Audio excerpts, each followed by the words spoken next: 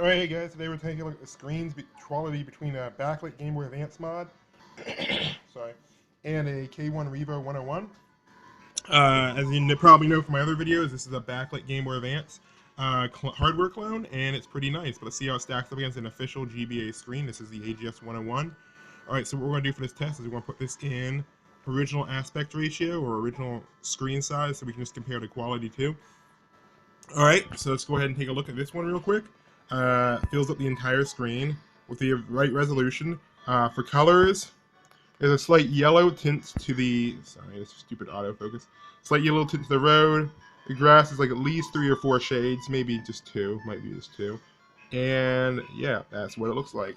So let's go ahead and take a look at the Revo.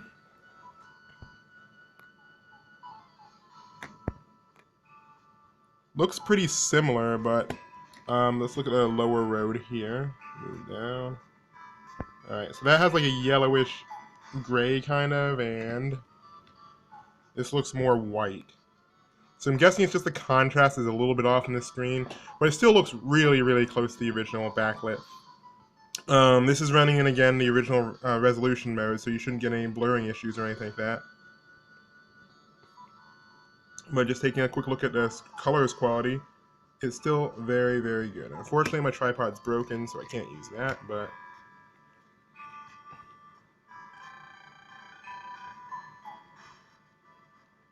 Alright, and moving back. Again, the colors are just a little bit off, but if you didn't have two side by side, you probably couldn't even tell. I'm sure some of you who are really, really, really like the original colors and everything and have to have everything perfect, this might not be like the perfect, but I still think it looks really nice. And it definitely looks better than the original Game Boy Advance with a backlit, or the frontlit GBASP. Sorry about that, I'm a little bit sick. Anyway, so just looking at the screen quality, let's go ahead and look at viewing angles. So left viewing angle, just lose a little bit of contrast, but still very nice. Alright, and right viewing angle, still very good. Down, that's where we start seeing the problem. Shifts a little bit, makes it darker. And bottom viewing angle, up, very good. Now let's look at the K1. We're not looking at screen or pixel anymore, so we can just go ahead and set this back. Alright, so it looks like the screen is pretty much flipped from the backlit GBA. So you look at it, when you start tilting it up, that's when you start seeing the color shifting for darkness. Left seems to be pretty okay. Right seems to be pretty okay. And this is on the lowest brightness, mind you. So the lowest brightness is a little bit brighter than the unsoldered GBA. Now looking down, top viewing angle is just about the same as this one's on the bottom. Unfortunately, I kind of wish they had the screen flipped, so this was a better viewing angle, because you're probably more often going to be playing like this than you would be playing like this. So, again, not a huge deal, just something I thought I'd point out. I don't know if there's anything else to point out on the screen itself, but for sound quality, I've done this in other tests, but just so you know, again, official GBA, this is as loud as it gets. And the Revo, just much louder, but the louder you get, it gets a little bit distorted. So if you couldn't hear me, the louder it gets a little bit distorted. When you're playing at the same volume, still a tiny bit off, but it sounds pretty okay. All right.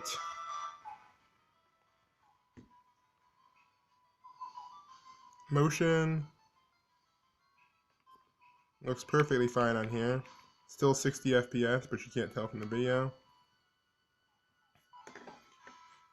And looking at this,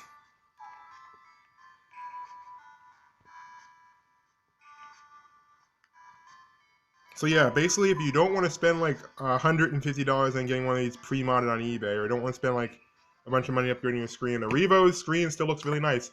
Again, it's not perfect, the colors are a tiny bit off, but if you can't tell from this video, then you probably won't be able to tell in real life either. Especially if you don't have a backlit GBA to compare it to. So alright, yes, of course when you scale it to full screen, you will get a little bit of artifacting in the text, but it's hardly noticeable. Let's move back over to where we were before, and then we'll end the video.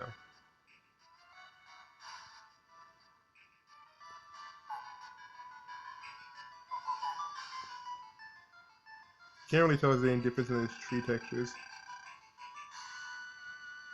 There you go. One last look at the Revo.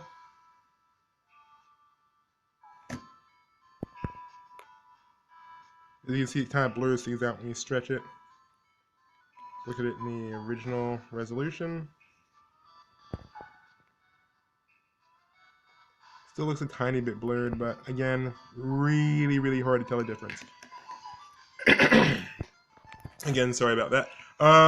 I guess I would say that if you want the absolute perfect GBA representation, then Backlit's obviously the way to go if you want to use everything perfect, but this will run you quite a bit of money, and for like 80 bucks or so, you can get one of these. Also, with one of these, getting them is not that easy. I mean, the kits are gone now, so again, it's going to be more expensive. I honestly wouldn't take this to a convention unless I was like, I mean, I probably wouldn't, especially if like when I first got this, because the backlit kits are not exactly cheap, and for pretty much the same price as getting a pre-backlit GBA, you can almost get 2 of these. So, yeah. Anyway, but the advantage of this is it plays Game Boy Color and original Game Boy games. So, all right, I just thought I'd do a quick comparison. Sorry I didn't give much information, so I was coughing the whole time, but I hope you guys enjoyed this, and I will see you all later. Also, yeah, again, like I said before, the extra backlights are really, really nice, and sleep mode and TV out. You can't really easily mod all that into an original Game Boy. Alright, so in case I didn't mention it, I don't think I did, this is not a sponsored video. Nobody's asking me to make this. I just thought that since I had a backlit GBA, I'd go ahead and do a comparison video. Alright, see you guys later, and bye.